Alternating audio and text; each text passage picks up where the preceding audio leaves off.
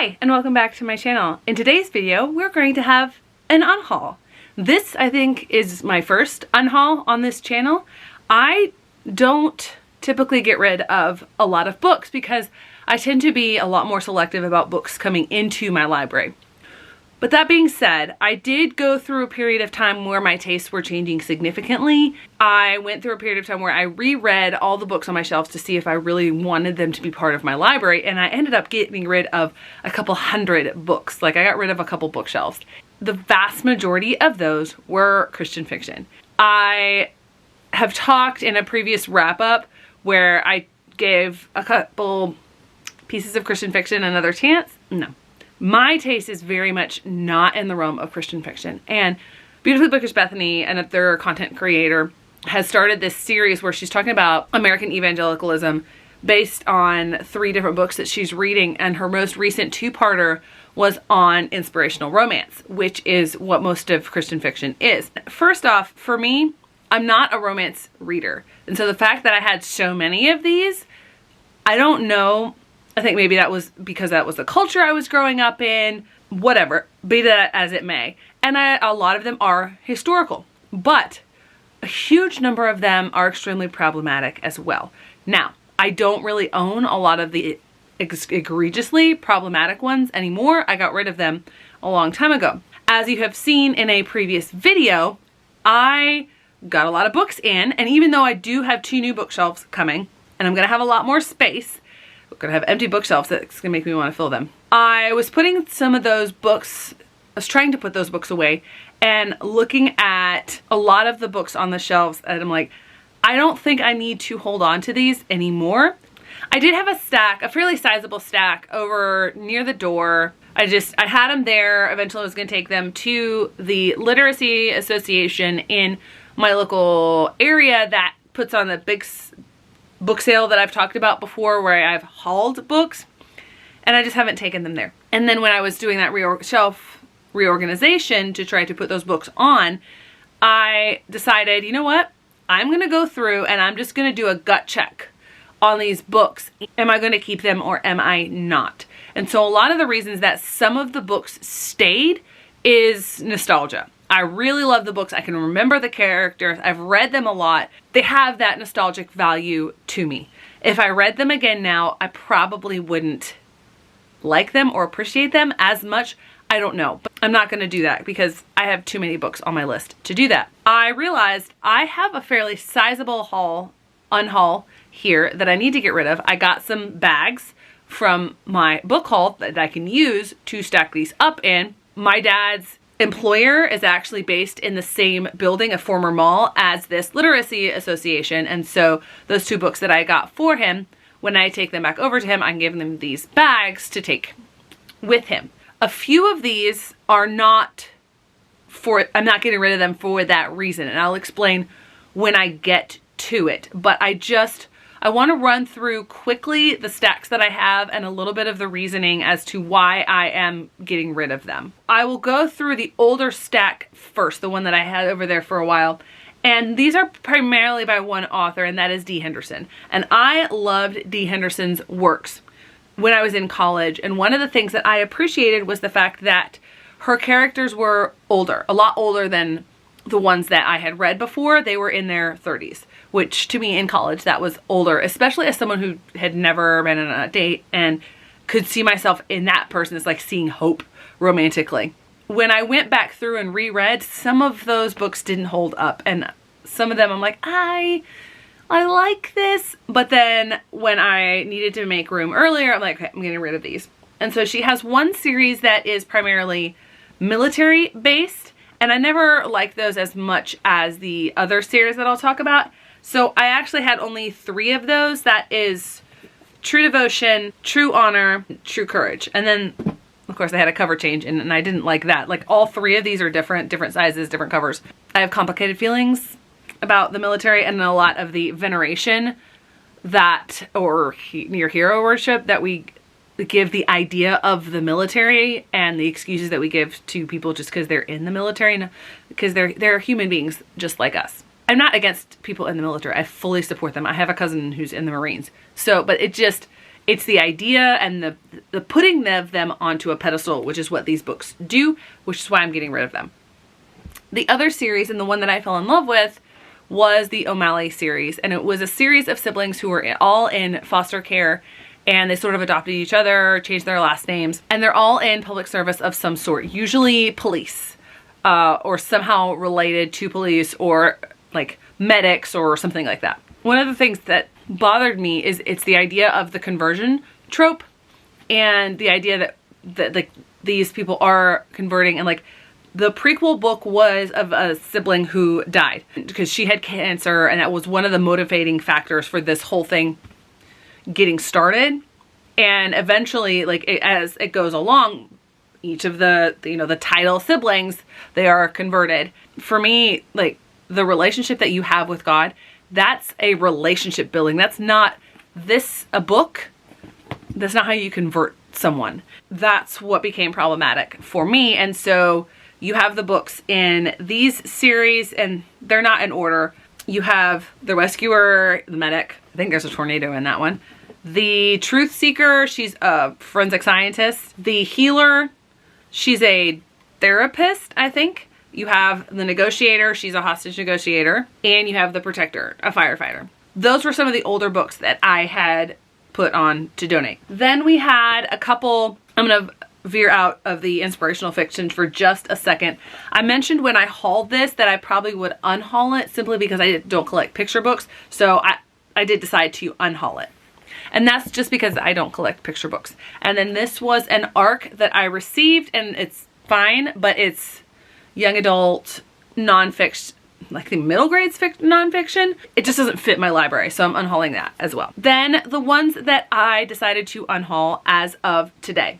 I went through, and if I didn't have a really strong nostalgic connection with the book, that's why I decided to get rid of it. The first of these, I actually have several by this author. I just sort of pulled them off, so they're not in any particular order.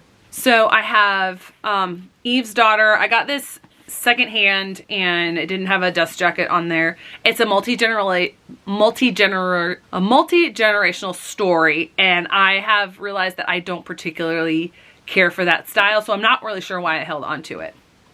And then we have her Civil War trilogy, The Candle in the Darkness, Fire by Night, and A Light to My Path. I realized as I looked at these are problematic historically because in this one, she's Southern.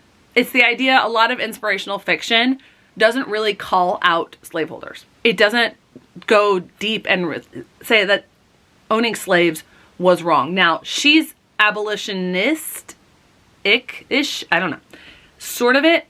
It's like she's being converted over to that throughout the story. This one is it's a cousin, but she's from the North, and she's the one that does all the converting. And then this is one of the first girls' slaves.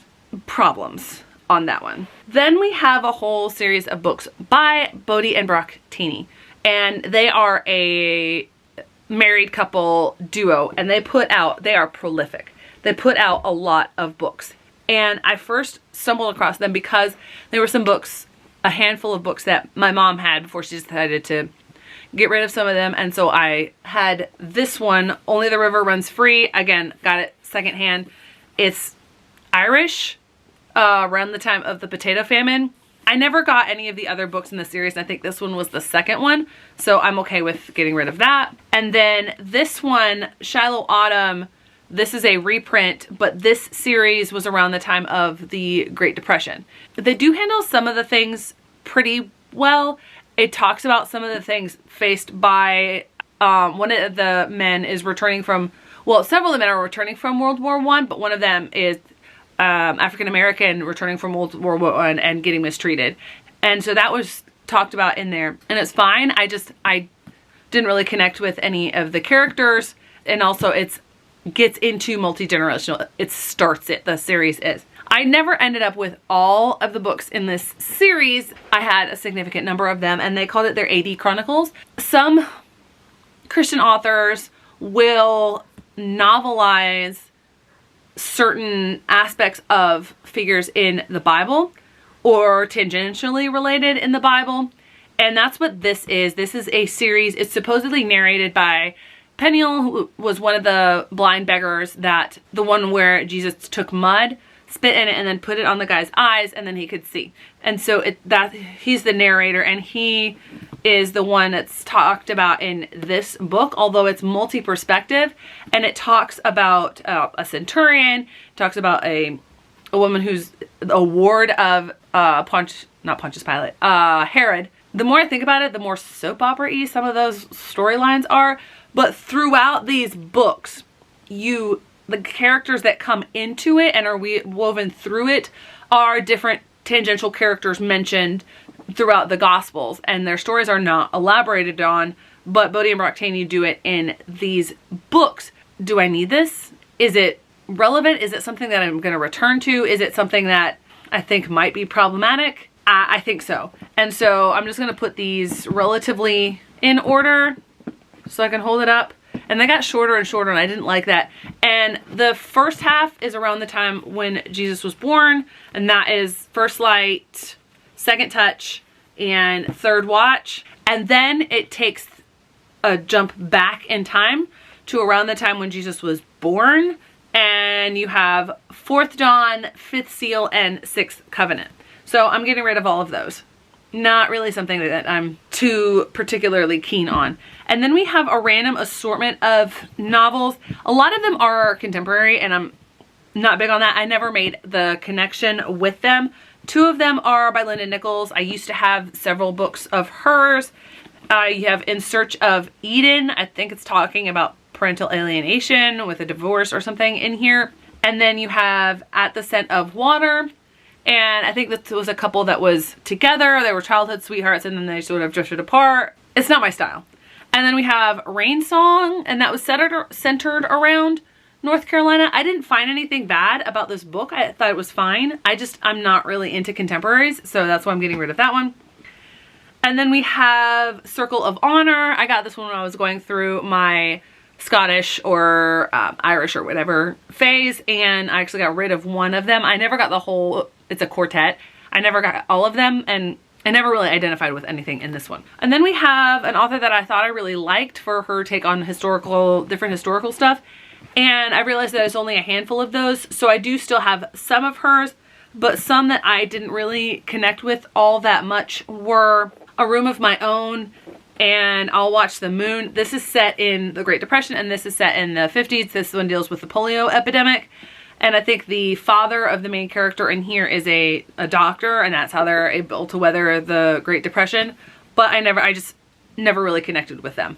So some of these are just because I didn't connect with them, not because there's anything problematic with it. And then one of the authors that I do really enjoy, and I've really been captivated by some of her novels, is Deanne Gist. But this one, A Maid to Match, it's set in the Biltmore estate, which is near-ish where I live.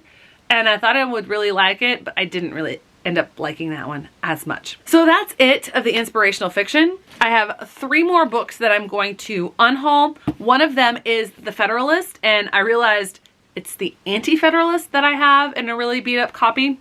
Can't really find good copies of the Anti-Federalist, and I had a paperback Barnes & Noble edition, but I got that leather bound. I'm okay with that, but because I got the leather bound, I'm getting rid of the paperback. And then I have the Arc of the Lucky Ones, and I mentioned in my review that it's just a 3-star for me. It didn't really work for me, but someone else may really enjoy that. And then lastly, when I was working on building up my Harry Potter collection, was trying to work on the British editions, British hardcovers, I ended up with another library copy of the 5th Harry Potter book in the Scholastic version, so I'm getting rid of that because I don't need that one. I already have that one. There you have it. Those are all of the books that I'm going to unhaul. Maybe try to make some room on my shelves quickly to be taken up with all the books that I just got. That is probably one of the few unhauls that you will see on this channel. Dedicated unhauls. I might put some in another video, but there you have it. First and probably only unhaul on my channel. Thanks so much for watching. I hope you have a great day.